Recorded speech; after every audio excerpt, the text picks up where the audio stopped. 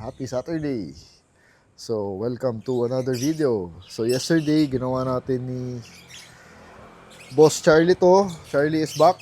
So, pag mga light work, pwede naman siya. Makikita natin siya back on the channel. Ginawa namin yung rebuild ng brake nitong harap. Dahil pina-rebuild ko siya dahil nagsisis yung brake dito. But, malakas pa rin ang kabig dahil kumakabig pa rin dito. So, I'm assuming yung tires oblong since second hand at 2013, so matagal na. Nakuha natin second hand yung goma, federal siya, pero baka oblong na kasi malakas din yung vibration ng kotse. Dati wala naman yun dun sa lumang mags, no? So I'm assuming it's the tires already. So nagpapakot na ako ng goma, kahit harap lang muna. Total, harap lang naman yung may problema eh. Dahan-dahan lang sa gastos kasi ito, tenga pa. Si Pajero natin, an update here. Palitan dapat natin ng full of parts. Lahat yan galing kay Eldorado. Any Mitsubishi parts you need, Eldorado is your man. So ito lang dapat yung papalitan natin noon. Last job for this one dahil nag-leak na. Ito, brand new na yan. Balik na natin dito. Mga bearing. Teka, lagay natin dito. Yan, sa battery tray. Pero, upon digging much further, putol na rin yung belt. Ito, ayan. Malapit na maputol. Buti sa bahay na abutan. Nakita nila Boss Ray. So, bumili na tayo kay Eldorado. 6,000 brand new for this one. With the tensioner, toe bearing, brake fluids, steering fluid, mga o-ring, mga rings. Lahat to kay Eldorado. Thank you so much, Boss Ferds and the team. Talagang sa Eldorado ang maasahan natin pagdating sa Mitsubishi parts. Ayan o, full of parts. So, ang tagal ng tenga nito, magwa 1 month na nga ata, close to 1 month. Wala, ganun talaga eh. Actually, ngayong araw, the vlog was supposed to be the Pajero na. Gagawin na namin ni Boss Ray dapat today. Pero nagka-problema kami sa clutch bearing. Wala akong mahanap dahil obsolete na yung part na yun, sabi ni Eldorado. So, may nahanap ako isa sana, 7,000 brand new, pero di naman na nagre-reply. So, si Boss Ray, thankful ako sa kanya, siya ngayon yung naghahanap for us. Magagawa naman daw niya ng paraan kasi kailangan daw talaga palitan yun dahil kung hindi, magsisis, hihinto yung ikot ng clutch kasi ingay. So, meron naman daw yan. He needs just more time. Nabigay ko na sa kanya yung part nung Thursday, Saturday ngayon, di ba? So, kulang pa siya ng time. Kaya hindi namin magagawa today ito. Kaya ngayon, gawin na lang natin. Let's drive the Galant, the Ray-Ban. You guys enjoy the Ray-Ban. Daming may gusto dyan. Eh. Pag nakikita nila sa videos yun, ang daming nag-comment. Tinatanong ako magkano. It's not for sale dahil hindi sa atin yan. Bili na lang tayo ng, ito yung binili natin nung huli. Ubus na nga oh. Kasi ito tayo, nagagamit talaga ng mekaniko to eh. This is one of the most requested tools ng mechanics. Panglinis ng lahat. Ito ba kahapon pinalinis natin yung brake ng Lexus natin. Tsaka nung sa 124, ito na yung ginamit ni Charlie. So paubos na. Kailangan natin to. So bili na lang tayo doon. Then I need to do some errands. Bili-bili lang. And yun. Para to have a video for you. Ang hirap eh, kasi utak ko syempre, nandito na sa Pajero, our video for today. Tas nangyari yun, na hindi natuloy. So, I need to think ng biglaan kung anong gagawin. So, doon na lang tayo sa Galant. So, this might be a quick video lang. Dahil biglaang video, no, sorry. So, ito yung Ray-Ban natin. This is not our car, sa mga bago sa channel natin. This is the Mitsubishi Galant 1993 Ray-Ban of the late Eduardo Virgilio Garcia, kay Eddie Garcia, kaya EVG, kaya personalize yan. This is still under his name. So nabili ni Coco Martin when the late actor passed away. Binili niya, tapos si Coco Martin binigay kay Richard, our friend, Streamline Auto Shop. So that was the history. Tapos si Richard, pinauwi muna sa akin dahil 190E natin nasa kanya, dahil pinipinturahan niya. Ewan ko lang kung ano na update, di ko tinatanong. So, pero dapat patapos na yun, no? It's already May. Ano ba ngayon? First week of May. So, dapat tapos na yun dahil ang tagal na talaga. Hindi ko naman tinatanong kasi. So, you guys enjoy this car. Pag nakikita nyo sa background to, dami nagko-comment. And thank you for the love. This is such a beautiful car. Ang sarap i-drive, sobra. So first start sa inyo. The paint, kailangan na ng repaint nito actually. Ayan, bubulutong na. Kailangan ng pinturahan to. So, hindi ko nagagamit sa bahay dahil it's lowered. So, hindi ko masakay sa Damisis. And Anika. Dahil ang baba talaga. Ay, ang daming humps dito. Kung ako nga lang sumasayad eh. So, kaya ito rin gamitin natin para ma-exercise ko ulit. Pagasan muna natin. Then, let's head over to Tendesitas. So, ever since I got the car ulit last year, December, nakaka 146 kilometers pa lang ako dito. So, di ko nga nagagamit, no? Pero sarap talaga i-drive nito. The clutch is very friendly, magaan, ang dali engage kahit manual, at ang lakas. Yun ang the best dyan, ang lakas na makina talaga. So, kung gusto niyo ng project car na malakas na auto, this would be a very good candidate. It has the 24 valve V6, no? Tapos climate control kasi top of the line. So, yun lang, pagas muna tayo sa Petron ngayon. And dire-diretso na tayo Tendesitas. Init na ngayon, no? May. Buti na lang, ang aircon ng Galant malamig. Kahit yung short ko nun, malamig ang aircon. So, to, solid din ang aircon nito. Although sirain lang, mga louvers lumuluwag. Wala, ganun talaga eh. Lumang sasakyan eh. More than 30 years old na eh, no? Pero it's a solid car. At may parts pa naman kahit pa paano. So, we are headed to Petron. Dahil si Richard, ang gustong gas dito ay Petron Place. So, pagasan lang natin. And hindi ko nga alam kung accurate yan eh. Duda pa ako dyan eh. Pero, yun, hindi ko na kasi nagagamit. Nalulubat pa ako minsan. So, kaya okay na rin para magamit ko siya. Ito rin, nasira, lumubog. So, kailangan ko pa ayos kay Charlie. Nakakalimutan ko lang kasi. Ito, may U-green din, no? So, dali talaga eh. Pag U-green, yan, lagay natin yung link. The best talaga. Tron. Please. Gwapo naman talaga eh, lalo na yung harap. So, gusto ko harap nito parang beer. Thank you. 600 lang. Gwapo, no? Timeless din talaga, no? 600 in. Tataas yan, maya-maya. Ano, ganda ng U-green. Ganda ng, tsaka hindi lumuluwag yan, stable na. That's why nire-recommend ko lagi sa inyo, I'll put the link. Just in case you are looking for a good cellphone car holder. Traffic, let's head over to Tendesitas. If you are also wondering, ilan ang tinatakbo nito, 71,000 pa lang. Ayan. Grabe, no? Totoo yan. Ito mo gano'ng kagitna yung mga dials. Kasi nga hindi naman ginagamit, no? Ever since nakuha ni Coco Martin, ni Richard, lalo na si Richard, talagang nakaparada lang to sa bahay niya. Kaya mas gusto niya nasa akin kasi kahit pa paano, nadadrive. Pero once I get the 190 back, susuli ko na siguro to. Kasi kanya naman to, no? And kailangan ng hilamusan. Sarap talaga kasi i-drive eh, oh. Second gear. Woo! Hataw talaga eh, oh. Third gear. Talagang gigil ka dito sa coaching to eh. No?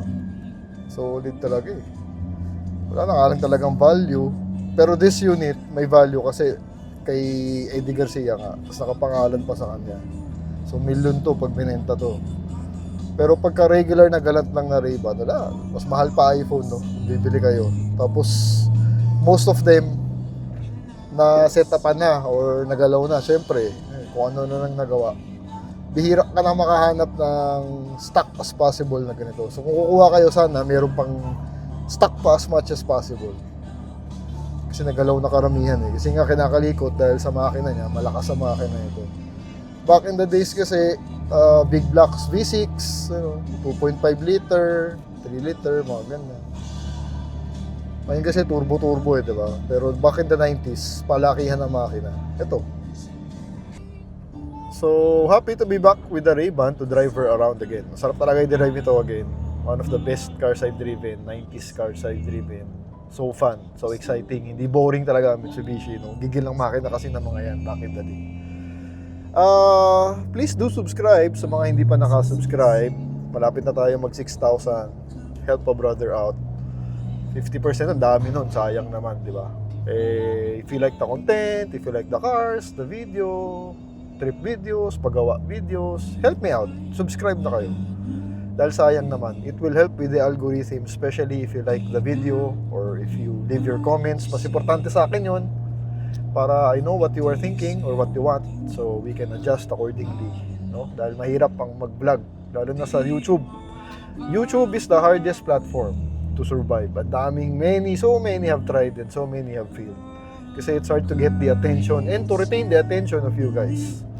So tayo naman, kahit maliit pa tayo, pinapanood yun naman kahit pa paano. We have the long format kasi nga I'm sharing my personal experience as a car owner sa inyo. Yun naman yung content natin. So, please do subscribe. Napaka-importante, no? Help grow the channel again para maka-reach pa ng mas maraming audience. We have so many audience abroad. Dami nagme-message sa akin all over the world. Nagugulat nga ako kung nasan sila eh. Merong New Zealand, merong Croatia, Russia, US of course, Southern US, kung saan actually. So I hope sa mga those who are living abroad, I hope you guys are doing well. Sana makauwi kayo dito paminsan-minsan. At I hope to meet you soon, no? So, thank you. Let's drive further. Ang sarap talaga yung maneho nito. I'm not kidding. Very 90s, oh. Diba? Kutsyon, tela, a very well-preserved car, walang kalampag, lamig ng aircon. Perfect car actually. Second gear, oh. It's may Audi A4 sa harap. Ganda talaga ng Audi, no? Euro talaga, charming eh, sa labas. Sporty, pogi, luxurious, lahat eh. Pero naman, second gear, ang haba ng second gear. Oh, second gear pa rin. Yan ang big block pag V6. Sa rektahan, panalo. Oh, third gear. Fourth gear. Oh. Yun, oh. Sarap i-drive talaga eh, no? Ang kalampag. Maganda ang suspension ni Galant. Super underrated car. Kasi sa atin uso Honda eh. So karamihan pag Honda boy ka, hindi mo nga alam kung ano to. No? You don't know, pero she is a monster. A sleeping monster. Sleeper. Ultimate sleeper din. Daan muna tayong Watsons. Kailangan ko lang bumili for my hair at ng Absolute Water, baka meron doon. Kasi for the Pajero, dahil yung radiator, di ba, tinanggal natin. Distilled water ba? Bili na rin tayo. Tapos, diretso tayong DIY sa Tendesitas. Bili tayo ng, kailangan ko ng pamunas, saka ng degreaser, kasi wala nang mga pamunas sa bahay. So, hinahanap na mga mekaniko yun minsan, no? Okay. More driving videos for you. First gear, second gear. Yan, here in the area, Tendesitas. Dito lang naman tayo pumupunta, no? Hindi naman na tayo gumigimik, may pamilya na tayo. How I enjoy my cars. Wala, ganito, errands. No? Bili pagas ka. Bili ka na something. Wala, gano'n na lang talaga eh. Unlike before, gimmick ka ng gimmick, di ba? Or kung may konting meet na trip ko, pupuntahan ko, mga Bensmith, ganyan. Yun lang, gano'n lang. Very simple. Wala, kung may pamilya ka, mag-iiba talaga yung lifestyle mo, mag-iiba yung oras mo. Hindi na pwede late nights kasi you need to wake up early. Tapos in my case, sa umaga ako nagbubuhat kasi and I take my lifting sessions seriously. And I need to be 100% kasi mahirap, mabigat. Hindi naman pang aesthetics ginagawa natin. It's functional, strength, no? So that's why I need to be sure na 100% ako. So di ako pwede mapuyat, no? Anyway, may Watsons dito. Hanap lang ako ng parking. You know, pogi, no? Timeless. So, bili tayo Watsons. Then, let's head over to DIY. Hanapin lang natin. Nasaan kung meron sila dito. Yung spray net ko. Off the bat. Ito, this one. Extreme hold. Yan. Subok natin. Yan yun. Alright. Got the goodies. Pero mo naman yung dating ng Ray-Ban. Nakasimangot. Sporty na sporty. Pogi rin talaga eh, no? Stock lang lahat. Binaba lang ni Richard. So, let's head over to DIY. Start ulit sa inyo. 90s car. Yung panahon ng nito, 90s, ito yung mga sports car nung araw. Or tawag doon. Sports sedan. Diba? Ngayon ba kasi ano? Ngayon kasi meron ng mga Type R, no? Mga ganyan. But back in the day, ito yun.